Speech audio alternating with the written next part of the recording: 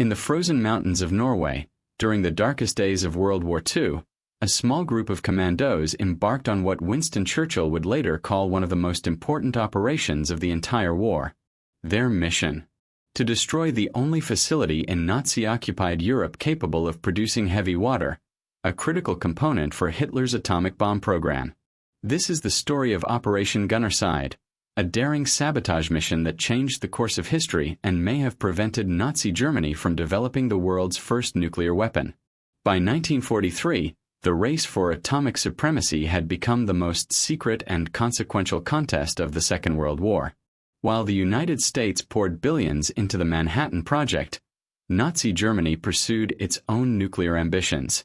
And at the heart of Hitler's atomic program was a seemingly innocuous industrial plant high in the mountains of Norway, the Vemork hydroelectric facility. To understand why a hydroelectric plant became one of the most strategic targets in World War II, we need to understand heavy water. Heavy water, or deuterium oxide, looks identical to regular water. You couldn't tell them apart by looking at them. But at the molecular level, heavy water contains deuterium, a heavier isotope of hydrogen. This seemingly minor difference made it invaluable to nuclear physicists in the 1940s. When scientists tried to create a sustained nuclear chain reaction, they faced a critical problem. Fast neutrons released during nuclear fission needed to be slowed down to sustain the reaction. Heavy water was one of the few substances that could moderate these neutrons without absorbing them, making it an ideal component for nuclear reactors. In the early 1940s, there was only one facility in the world capable of producing heavy water in significant quantities: the Norsk Hydro plant at Vemork, Norway. Built into the side of a cliff overlooking a deep gorge, this facility had been producing heavy water as a byproduct of fertilizer manufacturing since 1934.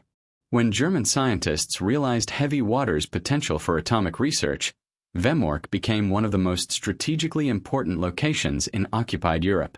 After the Nazi invasion of Norway in April 1940, German authorities immediately seized control of the plant and ordered a massive increase in heavy water production. Allied intelligence learned of this development through resistance networks in Norway. The implications were terrifying. If Germany succeeded in building an atomic bomb before the Allies, the war would be lost. The Vemork plant had to be destroyed. The British Special Operations Executive, working with Norwegian resistance fighters, began planning an attack on Vemork in 1942.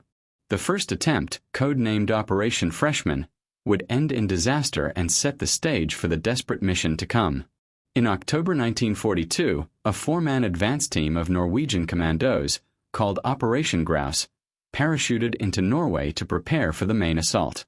These men, led by Jens Anton Poulsen, established a base in the wilderness near Vemork, enduring brutal winter conditions while gathering intelligence on the facility.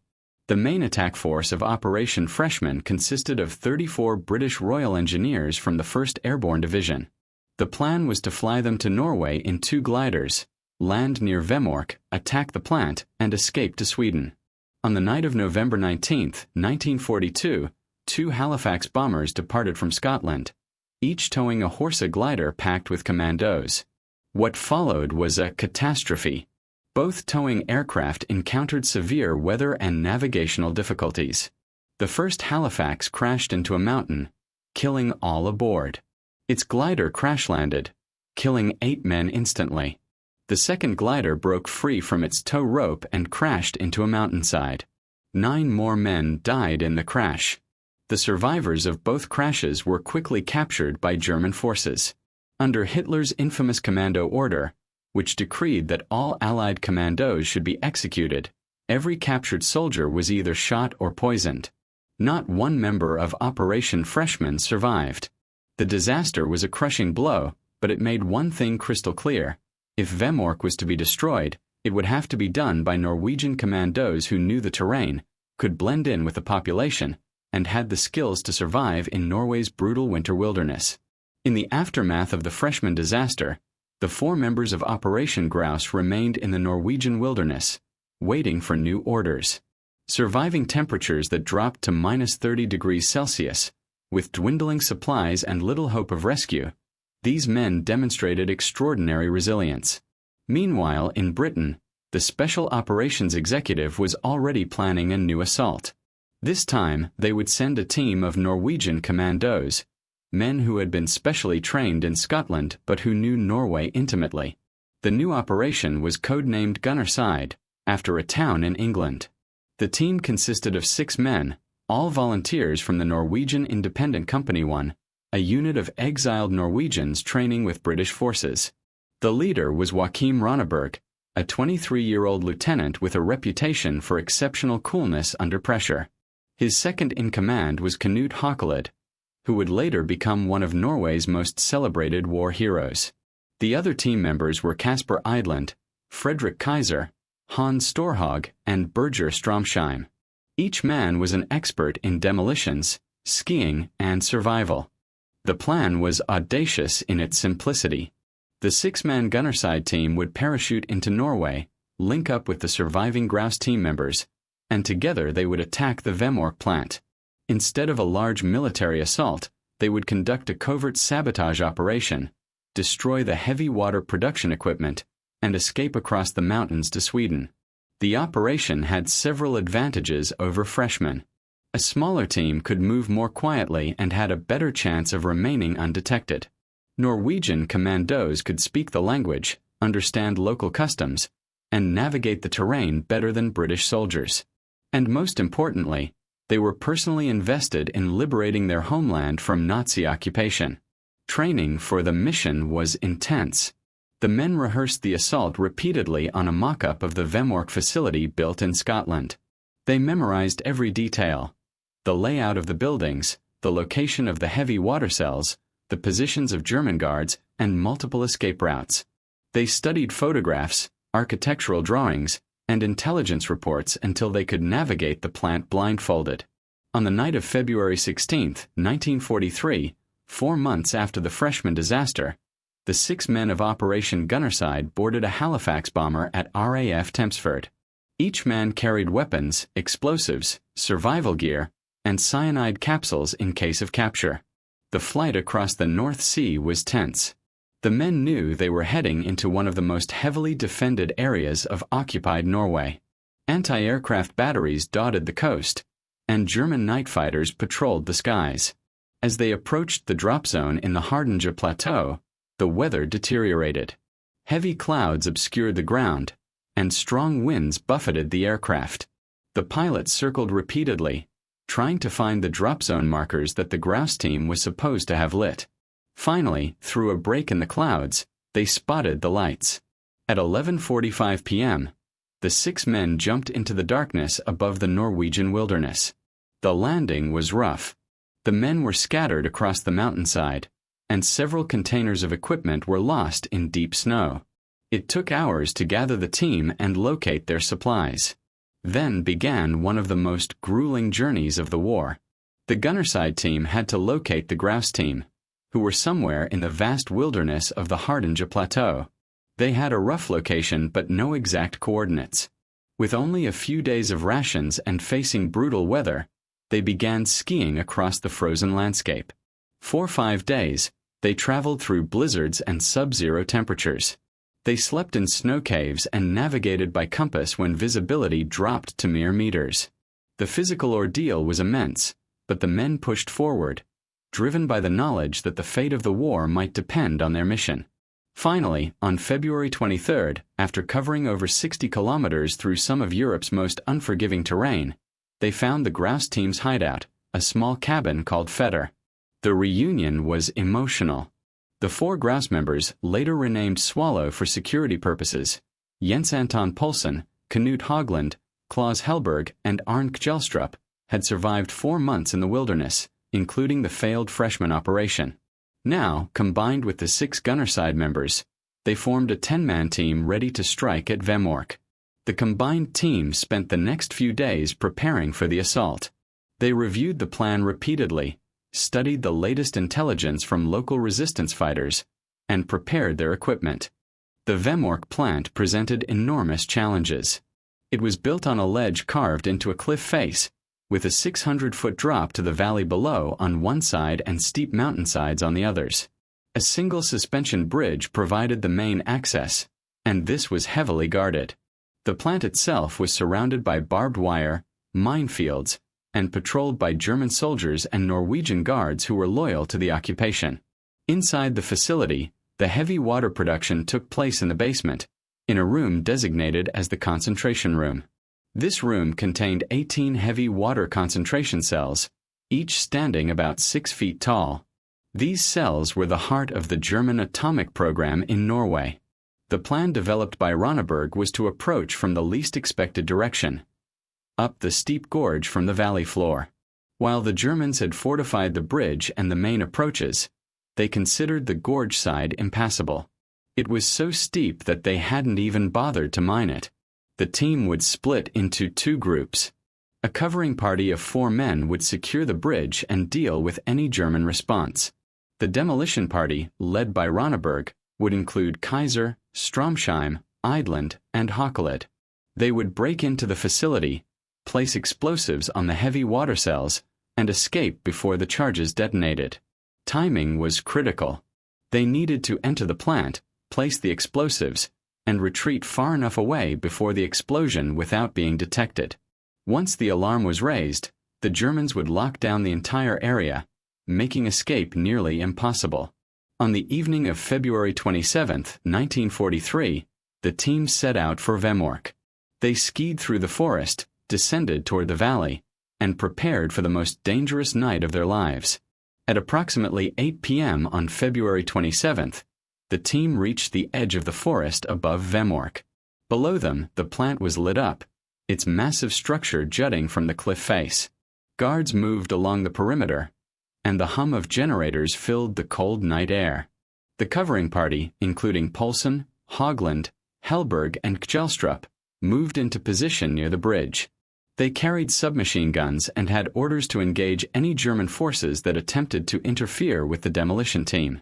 Everyone hoped they wouldn't have to fire a shot, as any alarm would bring hundreds of German soldiers from the nearby garrison. The 5-man demolition party began their descent into the gorge. What the Germans had deemed impassable, the Norwegian Commandos navigated using their mountain skills. They climbed down the steep icy slope, at times lowering themselves hand over hand, their equipment strapped to their backs. Reaching the bottom of the gorge, they waded through the freezing Mana River and began climbing the cliff on the plant side. The climb was treacherous, ice and snow making every handhold uncertain. But these men had grown up in Norway's mountains, and they pressed upward with determination. Reaching the railway track that led to the plant, they moved quickly along it, using the shadows for cover. They reached the outer fence and discovered the first piece of luck, a gate that had been left open for a worker. They slipped through without having to cut the wire, which would have left obvious evidence. Now inside the compound, they moved toward the basement entrance. According to their intelligence, there was a cable tunnel that led directly to the basement where the heavy water cells were located. They found the hatch, but it was secured with a heavy chain and padlock. This was a critical moment. Breaking the lock would make noise. But Ronneberg made a quick decision. He and Kaiser moved to a different entrance, a steel door that led directly into the basement. Ronneberg tried the door, it was locked. He tried another door, also locked. Time was running out. Every minute increased the risk of detection. Then Kaiser spotted a small window in the basement wall. It was covered with bars, but the bars were old and loose. Working quickly but quietly, they pried the bars away. The window was just large enough for a man to squeeze through. Kaiser and Stromsheim crawled through the window and dropped into the dark basement. They found themselves in a corridor leading to the concentration room. Moving carefully with their flashlights, they reached the room housing the heavy water cells. Meanwhile, Ronneberg found that the steel door, while locked, could be forced. He and Eidland broke through just as Kaiser and Stromsheim reached the heavy water cells from the other direction. Inside the concentration room, the Commandos worked quickly. Ronneberg had brought 18 charges, 1 for each cell. But they only had time to place charges on the most critical cells. Using plastic explosives with short fuses, they attached charges to 9 of the cells, targeting those with the highest concentration of heavy water. As they worked, a Norwegian guard entered the room. The Commandos froze. This was a moment of extreme danger. If the guard raised the alarm, they would all likely die in the ensuing firefight. Ronneberg stepped forward and spoke to the guard in Norwegian, showing him his British uniform and explaining they were Norwegian commandos on a military mission. The guard, understanding immediately that his country's interests aligned with the saboteurs rather than the Nazi occupiers, raised no alarm. He simply asked them not to harm him, and they assured him they had no intention of doing so. With the charges placed and 2-minute fuses lit, the demolition team retreated quickly. They ran from the building, crossed the compound, and began climbing back down into the gorge. Behind them, the covering party waited tensely, hearing nothing but silence. Then, at exactly midnight, a massive explosion ripped through the Vemork plant. The blast destroyed the heavy water cells, shattered windows, and sent alarms screaming into the night. The German garrison immediately mobilized, but by then the Commandos were already descending into the darkness of the gorge. The explosion had worked perfectly. Approximately 3,000 pounds of heavy water, representing several months of production, drained away into the sewers and was lost. The production equipment was devastated. But the mission was only half complete. The 10 Commandos still had to escape from the most heavily militarized region of Norway. As German troops poured into the area, setting up roadblocks and beginning a massive manhunt, the Commandos split into smaller groups to maximize their chances of escape. The original plan had been for everyone to escape to Sweden, but circumstances forced adjustments. Ronneberg led one group towards Sweden, a journey of over 400 kilometers across mountain wilderness. For 2 weeks, they skied through blizzards, survived on minimal rations, and evaded German patrols. The journey tested them to their absolute limits. Several times they nearly froze to death. They had to navigate without proper maps, hiding during the day and traveling at night.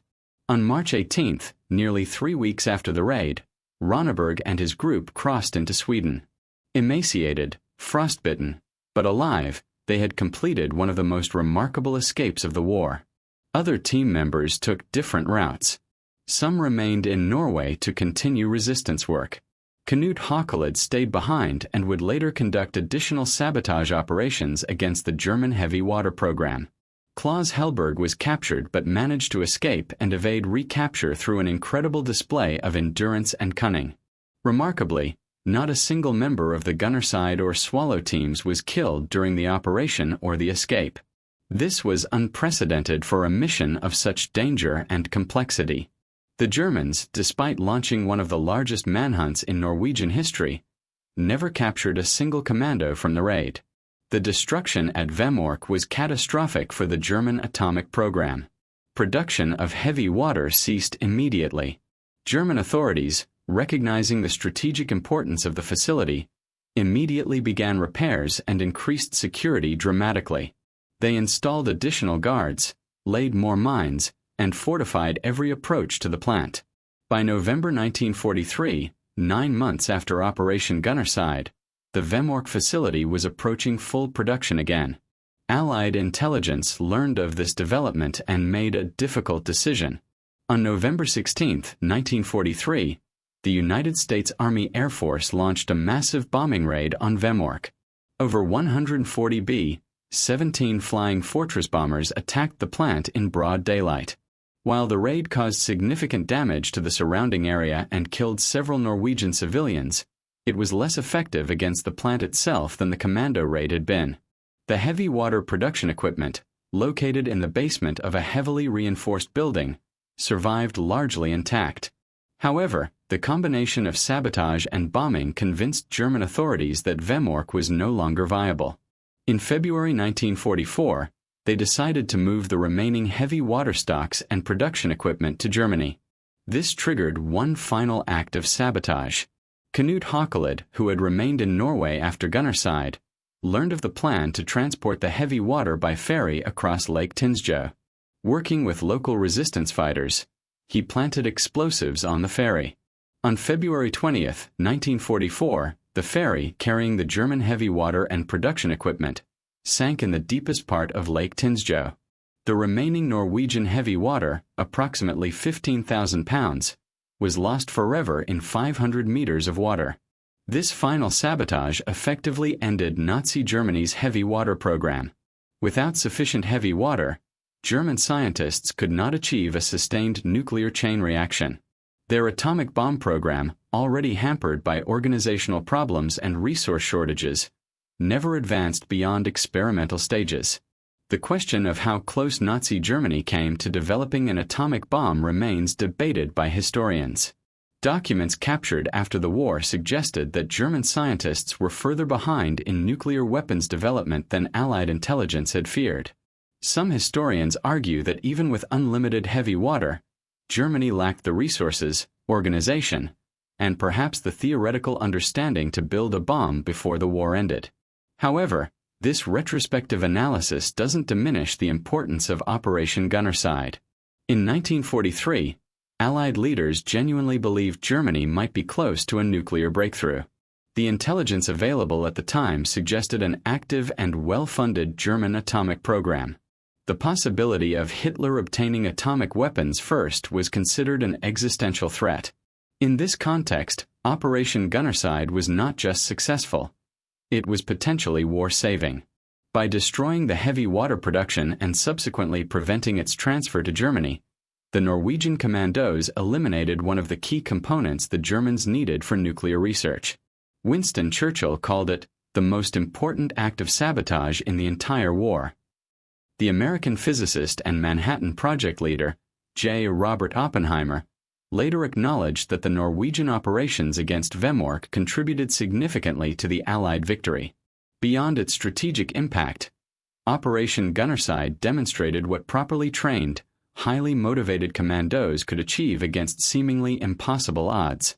The operation influenced special operations doctrine for decades and inspired the formation of elite units around the world. For Norway, Operation Gunnerside became a symbol of resistance against occupation. The men who participated in the raid became national heroes, representing the courage and determination of the Norwegian people during their darkest hour. The commandos of Operation Gunnerside returned to different fates after the war.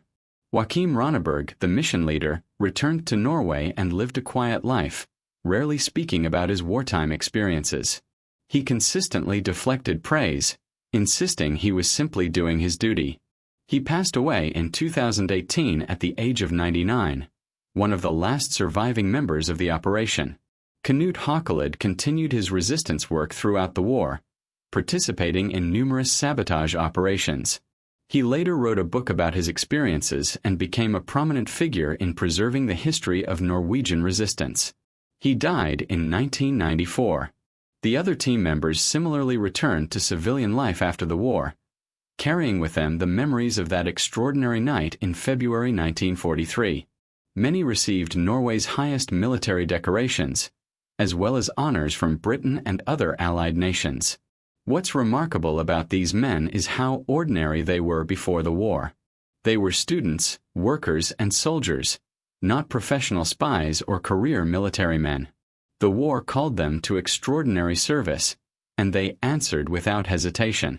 Their success came not from superhuman abilities but from careful planning, rigorous training, physical fitness, and an unwavering commitment to their mission and their country. They prepared meticulously, adapted when circumstances changed, and supported each other through extreme adversity. Operation Gunnerside stands as one of World War II's most successful special operations missions. Against overwhelming odds, 10 Norwegian commandos penetrated a heavily defended facility, destroyed a strategic target, and escaped without casualties. The mission combined careful intelligence gathering, meticulous planning, specialized training, and exceptional execution. The raid on Vemork demonstrated that wars are not won solely by massive armies and industrial production. Sometimes a small group of determined individuals, operating at the right place and time, can change the course of history. The legacy of Operation Gunnerside extends beyond its immediate military impact. It inspired generations of special operations forces and remains a case study in military academies around the world. The mission proved that courage, skill, and determination could overcome numerical disadvantage and superior firepower. For the men who participated, Operation Gunnerside was both the defining moment of their lives and something they rarely discussed. They understood the magnitude of what they had accomplished, but they also understood that they had been part of something larger than themselves, a worldwide struggle against tyranny. The mountains of Norway, where these men fought and suffered, remember their passage. The ruins of the Vemork plant, now a museum, stand as a memorial to their courage. And history records that when the fate of nations hung in the balance, a small group of Norwegian patriots climbed an impossible cliff, penetrated an impregnable fortress, and struck a blow that echoed across the war.